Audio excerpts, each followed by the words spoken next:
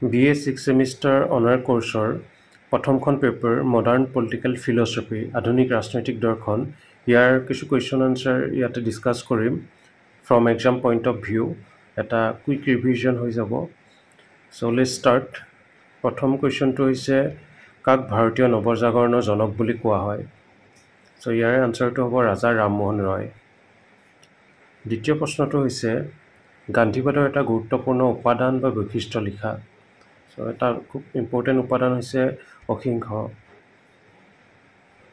বা non violence 3 number কুৱেশ্যনটো হৈছে লিবাৰেলিজিম বা উদাৰতাবাদৰ এই শব্দটো কোনটো শব্দৰ পৰা আহিছে কোন ভাষাৰ শব্দৰ পৰা আহিছে চ' ইয়াৰ উত্তৰটো হ'ব লেটিন ভাষাৰ লিবাৰ এই শব্দৰ পৰা আহিছে আৰু ইয়াৰ অৰ্থটো হৈছে মুক্ত বা স্বাধীন 4 নম্বৰ কুৱেশ্যনটো হৈছে গান্ধীবাদৰ অৰ্থনৈতিক ব্যৱস্থাৰ এটা বৈশিষ্ট্য লিখা চ' অৰ্থাৎ গান্ধীয়ে কেনেকুৱা ধৰণৰ ব্যৱস্থা এটা বিচাৰিছিল চ' ইয়াৰ এটা উত্তৰ হ'ব কুটীৰ শিল্প স্থাপন কৰা তেওঁ কটেজ ইণ্ডাষ্ট্ৰী স্থাপন কৰাটো বিচাৰিছিল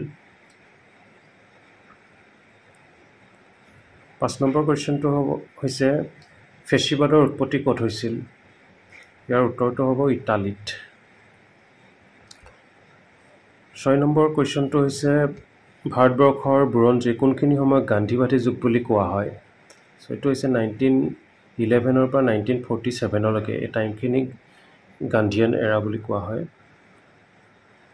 নেক্সট কুৱেশ্যন মহাত্মা গান্ধীয়ে অহিংসা নীতিটো গ্ৰহণ কৰা দুজন মহান ব্যক্তিৰ নাম লিখা অৰ্থাৎ কাৰ পৰা তেওঁ অনুপ্ৰেৰণা পাইছিলে এজন আছিলে গৌতম বুদ্ধ আৰু এজন আছিল ৰাস্কিন চ' এই দুজনৰ পৰা তেওঁ যথেষ্ট ইনস্পায়াৰ্ড হৈছিল নেক্সট কুৱেশ্যন গান্ধীবাদৰ দুটা মূল নীতি উল্লেখ কৰা এটা হৈছে অহিংস নীতি এটা হৈছে সত্যাগ্ৰহ নীতি নেক্সট কুৱেশ্যন মহাত্মা গান্ধীয়ে কল্পনা কৰা আদৰ্শ ৰাষ্ট্ৰখনৰ নাম কি ইয়াৰ উত্তৰটো হ'ব ৰাম ৰাজ্য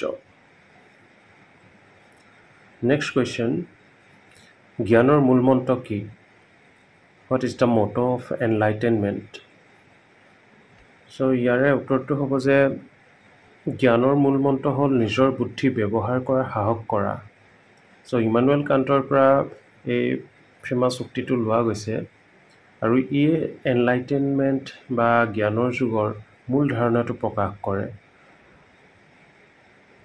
যে নিজৰ যুক্তি বা নিজৰ বুদ্ধি ব্যৱহাৰ কৰি জানিবৰ কাৰণে চেষ্টা কৰা চ' ই মানুহক চেল্ফ অনুসন্ধান বা স্ব অনুসন্ধানৰ বাবে উৎসাহিত কৰে আৰু অন্ধবিশ্বাস বা এনেকুৱা কোনো বাহ্যিক কৰ্তৃত্বৰ ওপৰত নিৰ্ভৰ নকৰিবলৈ কয় গতিকে মূল কথাটো হৈছে যে যুক্তিৰ জৰিয়তে জ্ঞান লাভ কৰা যাৰ জৰিয়তে মানুহে নিজৰ বুদ্ধিয়ে নিজৰ সিদ্ধান্ত লয় আৰু সমাজৰ উন্নতি সাধন কৰে চ' নেক্সট কুৱেশ্যন উত্তৰাধুনিক চিন্তানায়কৰ মধ্যপন্থী কাক কোৱা হয় who is called the moderate of post modern thinker so' আনচাৰটো হ'ব Fredric Jameson next question Fredric Jameson উত্তৰাধুনিক সমাজক কি বুলি তেওঁ আখ্যায়িত কৰিছে তেওঁ পোষ্ট মডাৰ্ণ ছ'চাইটিটোক কি বুলি কৈছিল চ' তেখেতে পোষ্ট মডাৰ্ণ ছ'চাইটিটোক এটা খুব অগভীৰ সমাজ বা এখন পাষ্টিছ বা অৰ্থাৎ বেলেগক কপি কৰা বা পুনৰাবৃত্তি কৰা এনেকুৱা এখন সমাজ বুলি তেওঁ চিহ্নিত কৰিছিল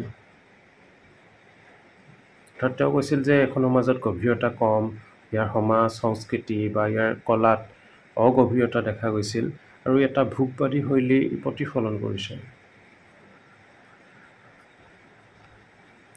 নেক্সট কুৱেশ্যন মিটচেল ফুকো তেওঁ ক্ষমতাৰ বংশবৃত্তান্ত পদ্ধতিটো কোনখন গ্ৰন্থত উল্লেখ কৰিছে চ' আনচাৰটো হ'ব দ্য হিষ্ট্ৰী অফ ছেক্সুৱেলিটি পাব্লিছ হৈছিল ফাৰ্ষ্ট ভলিউমটো 1976ত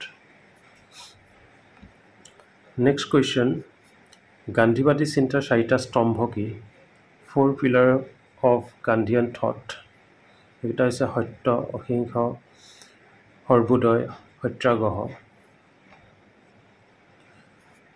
নেক্সট কুৱেশ্যনটো হৈছে গান্ধীৰ মুখ্য দৰ্শন কি আছিল what was Gandhian main philosophy গান্ধীৰ চিন্তাধাৰাৰ এটা মুখ্য আদৰ্শ আছিল সত্য আৰু অহিংসা, সত্যৰ পথত থকা আনক হিংসা নকৰা। ইংৰাজী শব্দ সত্য হৈছে সংস্কৃত সত্য আৰু অহিংসাৰ এক লুজ অনুবাদ।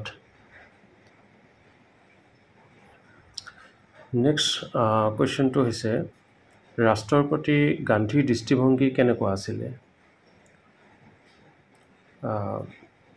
মহাত্মা গান্ধীৰ যি ৰাজনৈতিক দৰ্শন, তেওঁ এটা খুব সীমিত ৰাজশক্তিত বিশ্বাসী আছিলে। তেওঁ গণতান্ত্ৰিক স্বাধীনতাৰ জৰিয়তে এটা ধাৰণা প্ৰতিষ্ঠা কৰিব বিচাৰিছিল, যিটোক তেওঁ নাম দিছিল ৰাম ৰাজ্য। আৰু সেই ৰাম ৰাজ্য তেওঁ বিশ্বাস কৰিছিল যে এই সামগ্ৰিক সামাজিক ন্যায় আৰু নৈতিকতাৰ ওপৰত ভিত্তি কৰি গঢ় লৈ উঠিব। গতিকে তেওঁ যদি ৰাম ৰাজ্যৰ মুখ্য উপাদানসমূহ আমি চাওঁ যে কেনেকুৱা ধৰণৰ ব্যৱস্থা এটাক তেওঁ ৰাম ৰাজ্য বুলি ক'ব খুজিছিল। তেওঁৰ মতে তেওঁ বিচাৰিছিল স্বায়ত্তশাসিত গাঁওসমূহ, এটা ভিলেজ ৰিপাব্লিক ছিষ্টেম তেওঁ বিচাৰিছিল। আৰু এইটো কিয় বিচাৰিছিল? তেওঁৰ মতে যে ৰাজশক্তিত কি হয় যে ৰাজশক্তি কেন্দ্ৰীভূত হৈ থকাত অপৰাধ শোষণ দমন আদি বৃদ্ধি হয়, কিন্তু গাঁৱত যদি ব্যৱস্থা এটা হয়, ভিলেজ ৰিপাব্লিক ছিষ্টেম এটা হয়, গাঁওসমূহ স্বনিৰ্ভৰশীল হ'ব আৰু আত্মনিৰ্ভৰশীল হ'ব পাৰিব। এইটো আছিল ফাৰ্ষ্ট পইণ্ট। ছেকেণ্ড কথাটো আছিল যে তেওঁ অহিংসা আৰু নৈতিক চৰকাৰ এখনৰ কথা কৈছিল। তেওঁ কৈছিল যে ৰাজ্যৰ উদ্দেশ্যটোৱে হোৱা উচিত নৈতিকতা আৰু অহিংসাৰ ভিত্তিত সমাজৰ উন্নতি হোৱাটো। গতিকে তেওঁ ইয়াৰ মূল ভিত্তি হোৱাটো বিচাৰিছিল ৰাষ্ট্ৰৰ। তৃতীয়তে তেওঁ বিচাৰিছিল ন্যায় আৰু সমতা। গতিকে তেওঁ বিভেদ বিচৰা নাছিল। গতিকে এক প্ৰকাৰৰ সকলোৰে মাজত সমতা, কোনো জাতি ধৰ্ম বা সম্পত্তিৰ ওপৰত ভিত্তি কৰি বিভেদ নথকাকৈ এক প্ৰকাৰ সমতা থকাটো তেওঁ বিচাৰিছিল। আৰু এটা পইণ্ট আছিল যে প্ৰাকৃতিক সম্পদ সংৰক্ষণ, অৰ্থাৎ অৰ্থনৈতিক শোষণৰ বিপৰীতে স্থানীয় সম্পদৰ যাতে সঠিক ব্যৱহাৰ হয়, সেইটো তেওঁ বিচাৰিছিল। লগতে তেওঁ কেন্দ্ৰীভূত এক শাসন ব্যৱস্থা বিচৰা নাছিল, য'ত কেইজনমান মানুহে শাসন কৰিব, বাকী জনসাধাৰণ দূৰত থাকিব, তেনেকুৱা নহয়। তেওঁ বিচাৰিছিল যে গোটেই জনসাধাৰণে অংশগ্ৰহণ কৰক। গতিকে কেন্দ্ৰীভূত ব্যৱস্থা সলনি ডিচেণ্ট্ৰেলাইজ এটা ব্যৱস্থা তেওঁ বিচাৰিছিল। গতিকে তেওঁ পঞ্চায়তী ৰাজ ছিষ্টেমটো সমৰ্থন কৰিছিল। ইয়াতে প্ৰশ্ন আহে যে গান্ধীয়ে কিয় এনেকুৱা এটা ব্যৱস্থা সমৰ্থন কৰিছিল? তেওঁৰ কথা আছিল যে প্ৰতিখন গাঁও যদি স্বাধীন হয়, প্ৰকৃত গণতন্ত্ৰ প্ৰতিষ্ঠিত হ'ব।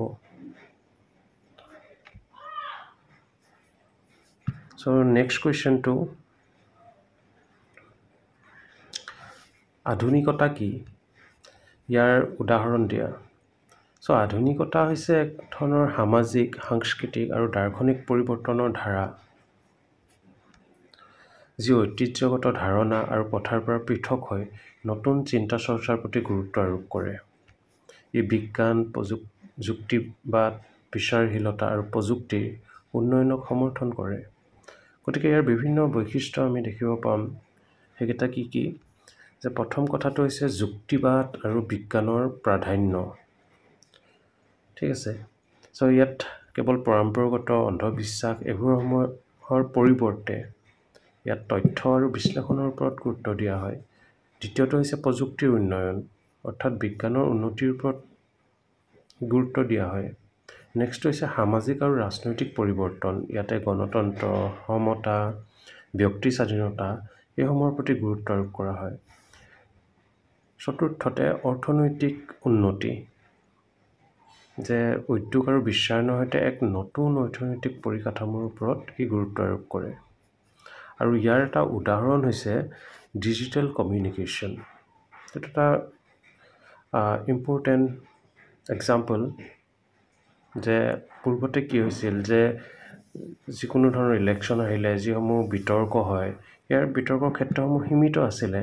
বৰ্তমান আমি দেখিব পাওঁ যে ইলেকশ্যন ব্যৱস্থা এটা বা অন্যান্য যিকোনো এনেকুৱা ব্যৱস্থা, যিসমূহ বিষয় বা যিসমূহ মৌলিক প্ৰশ্ন, সেইসমূহ ইয়াত বৃদ্ধি পাব ধৰিছে যেতিয়াৰ পৰা ছ'চিয়েল মিডিয়া আহিছে, বা যেতিয়াৰ পৰা এনেকুৱা ডিজিটেল সুবিধাসমূহ আহিছে। গতিকে এনেকুৱা মিডিয়া প্লেটফৰ্মসমূহ বা ডিজিটেল কমিউনিকেশ্যনসমূহ ইয়াৰ এটা ভাল এক্সাম্পল। নেক্সট কুৱেশ্যনটো আধুনিকতাবাদ আৰু আধুনিকতাৰ মাজত পাৰ্থক্য কি? Difference between modernism and modernity. আধুনিকতা আৰু আধুনিকতাবাদৰ পাৰ্থক্য একদম চিম্পুল অৰ্থত যদি কওঁ যে দুইটা শব্দ সময়ৰ লগত হোৱা পৰিৱৰ্তনৰ লগত জড়িত হৈ থাকে আৰু এই নতুনত্বৰ ধাৰণাসমূহ চিহ্নিত কৰে, কিন্তু তেওঁলোকৰ প্ৰয়োগ আৰু প্ৰসংগটো কিন্তু ভিন্ন। চ' আধুনিকতা বুলি ক'লে চিম্পলি আমি কি বুজোঁ যে এটা সামগ্ৰিকভাৱে ৰাজনৈতিক বা সামাজিক বা এটা বৈজ্ঞানিক পৰিৱৰ্তনৰ ধাৰা যি সময়ৰ লগত আগবঢ়া মানসিকতা প্ৰতিফলন কৰে। এই শিল্প বিপ্লৱ, বৈজ্ঞানিক উন্নয়ন, গণতান্ত্ৰিক ধাৰণা, শিক্ষা, বিশ্বায়নৰ মাধ্যম বা সমাজত দৃশ্যমান এটা পৰিৱৰ্তন সৃষ্টি কৰে। এক্সাম্পল ডিজিটেল প্ৰযুক্তিৰ বিকাশ, গণতন্ত্ৰৰ বিকাশ, বৈজ্ঞানিক চিন্তাধাৰাৰ বিকাশ, এইসমূহক আমি আধুনিকতা বা মডাৰ্নিটি বুলি চিহ্নিত কৰিব পাৰোঁ। ইয়াৰ বিপৰীতে আধুনিকতাবাদে কি বুজায় যে এক দাৰ্শনিক আৰু সাংস্কৃতিক আন্দোলনক বুজায়, যিয়ে ঐতিহ্যগত ধাৰণাসমূহক প্ৰশ্ন কৰে আৰু নতুনত্বক অগ্ৰাধিকাৰ দিয়ে। চ' ই সাহিত্য, শিল্প, সংগীত আৰু স্থাপত্যৰ ক্ষেত্ৰত গুৰুত্বপূৰ্ণ। গতিকে আমি এক্সাম্পল হিচাপে পিকাছৰ চিত্ৰসমূহৰ কথা ক'ব পাৰোঁ, এইটো আধুনিকতাবাদৰ অন্তৰ্গত।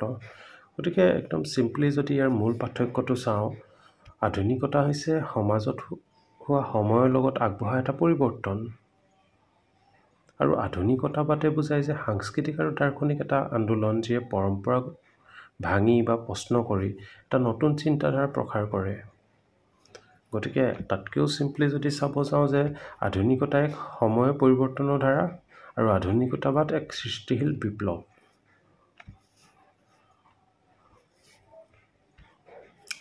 চ' নেক্সট কুৱেশ্যনটো প্ৰায় একেই যে উত্তৰ আধুনিকতাবাদৰ অৰ্থ কি? অলৰেডি এক্সপ্লেইন কৰাই গৈছে। যি নহওক একদম সৰল ভাষাত যদি চোৱা যায় যে উত্তৰ আধুনিকতাবাদ কি, সেইটো হৈছে পৰম্পৰা ভাঙি নতুন দিশত চিন্তা কৰা এক দাৰ্শনিক আৰু সাংস্কৃতিক ধাৰা। ই আধুনিকতাৰ কিছু বিশ্বাসক প্ৰশ্ন কৰে, যেনে একক সত্য, যুক্তিবাদ, অবিচল নিয়ম আৰু বিশ্বাসযোগ্যতা। চ' আধুনিকতাৰ যিসমূহ মূল ভেটি আছিল, সেইসমূহক প্ৰশ্ন কৰে যে সত্য কেৱল এটাই থাকিব পাৰে নেকি? সকলোৰে কাৰণে সত্য একেই নেকি? বা যিসমূহ অবিচল নিয়মসমূহ কি একেই থাকিব পাৰে নেকি? বা সকলো বস্তু কিমান বিশ্বাসযোগ্যতা আছে? চ' ইয়াৰ মূল যিসমূহ স্তম্ভ তাতে প্ৰশ্ন কৰে। যদি সহজভাৱে ক'বলৈ যাওঁ, আধুনিকতা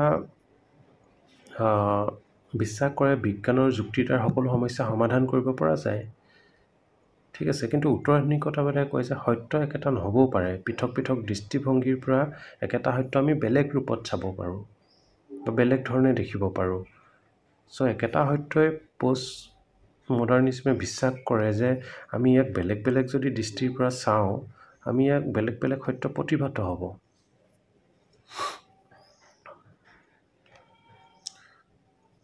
গতিকে য'ত আধুনিকতাবাদে বিশ্বাস কৰে যে ইতিহাস সকলোৰে বাবে একেই, কিন্তু উত্তৰ আধুনিকতাবাদে কয় যে ইতিহাস পৃথক পৃথক ব্যক্তি আৰু সমাজৰ বাবে ভিন্ন হ'ব পাৰে।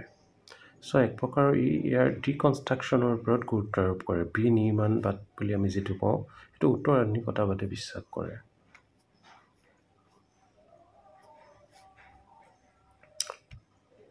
গতিকে খুব চিম্পলি যদি কওঁ যে উত্তৰ আধুনিকতাবাদে ই কি কৰে, কিয় আৰু কেনেকৈ, এই দুটা প্ৰশ্ন কৰি নতুন এটা দিশ বা দুৱাৰ মুকলি কৰি দিয়ে সমাজখন বুজিবৰ কাৰণে। যি নহওক নেক্সট কুৱেশ্যনটো হৈছে যে হোৱাই ৰেনেছাঁ ইম্পৰ্টেণ্ট? নৱজাগৰণ কিয় গুৰুত্বপূৰ্ণ? ঠিক আছে, নৱজাগৰণ মানে কি? যে নৱজাগৰণ হৈছে এক ধৰণৰ নতুন চিন্তাধাৰাৰ বিকাশ আছিল। ই 14 শতিকাৰ পৰা 16 শতিকাৰ আৰম্ভণিলৈ চলা আছিল এক ধৰণৰ সাংস্কৃতিক, বৌদ্ধিক আৰু বৈজ্ঞানিক পৰিৱৰ্তনৰ সময়। চ' এই সময়খিনিত ইউৰোপত সেই সময়ত বৈজ্ঞানিক গৱেষণা, শিল্প সংস্কৃতি, সাহিত্য আৰু ন্যায়বোধে নতুন দিশ উন্মোচন কৰিছিল। গতিকে নৱজাগৰণৰ কি গুৰুত্ব আছিল সেই সময়ত? প্ৰথম কথা যে ই বিজ্ঞান আৰু যুক্তিবাদৰ প্ৰসাৰ ঘটালে, যে পৰম্পৰাগত যিসমূহ ধাৰণা আছিলে সেইসমূহ আঁতৰাই নতুন বৈজ্ঞানিক চিন্তাধাৰা আনিলে। For example Galileo, Copernicus, Newton, Bruno, এনেকুৱা যিসকল বিজ্ঞানী তেওঁলোকে নতুন নতুন চিন্তা দিলে। শিল্প আৰু সাহিত্যৰ পুনৰুজ্জীৱন হ'ল, যিদৰে বিজ্ঞানৰ ক্ষেত্ৰত হৈছিল ঠিক তেনেদৰে শিল্পৰ ক্ষেত্ৰতো বিভিন্ন নতুন নতুন চিন্তাধাৰাৰ বিকাশ ঘটে। ভিঞ্চি, এঞ্জেলো, তেওঁলোকৰ শিল্পীসকলে নতুন নতুন চিন্তাধাৰা আগুৱায়। ঠিক আছে, চ' এইকেইটা কিছু দিশ আছিল। আৰু লগতে আছিল মানৱতাৰ বিকাশ। কেৱল বিজ্ঞান আৰু সাহিত্যৰ বিকাশে হোৱা নাছিল, চেম সময়ত মানৱতাবাদৰো বিকাশ হৈছিল। যেনেকৈ মানুহৰ স্বাধীনতাৰ প্ৰসংগবোৰ উত্থাপন হ'ব ধৰিলে, নৈতিকতাৰ প্ৰশ্নসমূহ উত্থাপন হ'ব ধৰিলে, ৰাজনীতি আৰু সমাজত গণতন্ত্ৰৰ বোধ, এইসমূহ ধৰণৰ চিন্তা বিকাশ হ'ব ধৰিলে। আৰু নেক্সট আছিল প্ৰযুক্তিৰ উন্নয়ন। চ' শিক্ষা আৰু জ্ঞান জনসাধাৰণৰ মাজত সহজলভ্য হয় যেতিয়া প্ৰযুক্তি আহিব আৰম্ভ কৰে। গতিকে সেইসমূহ ইয়াৰ গুৰুত্বপূৰ্ণ দিশ। আৰু ইয়াৰ গুৰুত্ব ইয়াতেই যে নৱজাগৰণে এক নতুন দৃষ্টিভংগী ক্ৰিয়েট কৰিলে, ঠিক আছে, যিয়ে বিশ্বৰ বাবে যুক্তিবাদ, বিজ্ঞান, সৃষ্টিশীলতা এইবোৰৰ বাবে নতুন দুৱাৰ খুলি দিলে। গতিকে আজি যি আমি উন্নত সমাজ পাইছোঁ, শিক্ষা ব্যৱস্থা পাইছোঁ, গণতান্ত্ৰিক চিন্তা পাইছোঁ, সেই নৱজাগৰণত ইয়াত বিশেষ অৱদান আছে। নেক্সট কুৱেশ্যন, উদাৰীকৰণ বুলিলে কি বুজোঁ? এইটো খুব কমন কুৱেশ্যন। উদাৰীকৰণ খুব সহজ অৰ্থ এটা অৰ্থনৈতিক প্ৰক্ৰিয়া যিয়ে চৰকাৰী ৰেগুলেশ্যন বা নিয়ন্ত্ৰণটো হ্ৰাস কৰি ইয়াত বজাৰৰ স্বাধীনতাটোৰ ওপৰত অধিক গুৰুত্ব আৰোপ কৰে। চ' ই বিনিয়োগ, বাণিজ্য, ব্যক্তিগত উদ্যোগৰ ক্ষেত্ৰত বাধাসমূহ কমাই মুক্ত প্ৰতিযোগিতা আৰু ব্যৱসায়িক সুবিধাৰ উন্নয়ন ঘটায়। এক্সাম্পল 1991 আমাৰ ইণ্ডিয়াত উদাৰীকৰণ কৰা হৈছিল। ঠিক আছে, ইয়াৰ জৰিয়তে যিটো আমি কওঁ যে LPG মডেল, লিবাৰেলাইজেশ্যন, প্ৰাইভেটাইজেশ্যন, গ্ল'বেলাইজেশ্যন।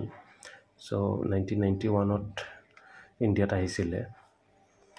চ' একদম চিম্পলি যদি ক'ব যাওঁ, উদাৰীকৰণ মানে হৈছে চৰকাৰী নিয়ন্ত্ৰণ কমাই বজাৰক অধিক স্বাধীনতা দিয়া। নেক্সট কুৱেশ্যন, ভাৰতত কেতিয়া উদাৰীকৰণ আৰম্ভ হৈছিল? When did liberalization start in India? চ' এইটো ক'লোৱে আনচাৰটো যে 1991 ভাৰতত উদাৰীকৰণ LPG মডেল আৰম্ভ হয়। থেংক ইউ ফৰ ৱাটছিং দ্য ভিডিঅ'। পৰৱৰ্তী পেপাৰসমূহ বা ইউনিটসমূহ, এইটো ফাৰ্ষ্ট ইউনিটটো আজি ডিছকাছ কৰা গ'ল। নেক্সট ইউনিটসমূহ নেক্সট ভিডিঅ'সমূহত ডিছকাছ কৰা যাব। Thank U.